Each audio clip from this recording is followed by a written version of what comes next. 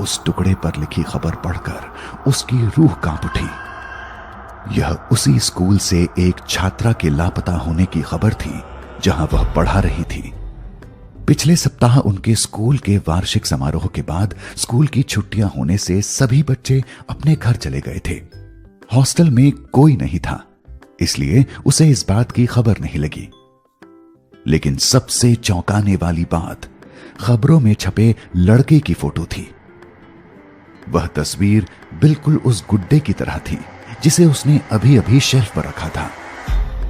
उस cold storage room में भी डर के मारे उसे पसीना आने लगा।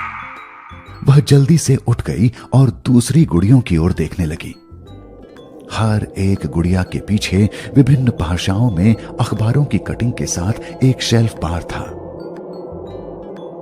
अलग अलग शहरों से स्कूली बच्चों के लापता होने की खबरें और बीच में जो तस्वीरें दिख रही थीं, वे बिल्कुल उन गुड़ियों की तरह दिख रही थी। वह उसकी समझ से परे था। उसका दिमाग सुन्न हो गया था। वह फिर से इससे बाहर निकलने का रास्ता तलाशने लगी। उसे बच्चों के रोने की आवाज सुनाई देने लगी।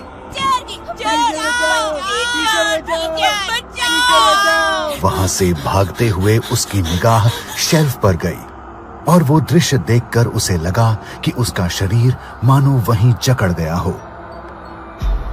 शेल्फ पर बहुत सारे कांच के जार थे। उसमें पीली धारा जैसी कोई चीज थी और उसमें विभिन्न मानवीय अंग रखे गए थे। वह जोर जोर से चिल्लाना चाहती थी, लेकिन उसके गले से आवाज नहीं निकल रही थी।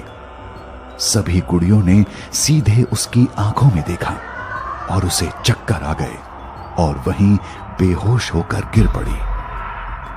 कुछ देर बाद उसकी आंख खुली और वह सोफे पर थी। शीला उसके मुंह पर पानी के छींटे मार रही थी। तुमने स्टोर रूम में क्या रखा है? क्या है वो सब? शीला टीचर, पुलिस को फोन लगाओ। झुंझार राव ने कहा। स्वाति टीचर, शांत हो जाओ।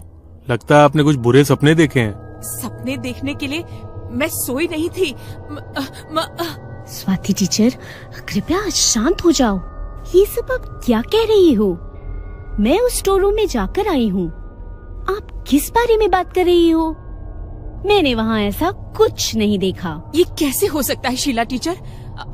आप मेरे साथ वापस चलो।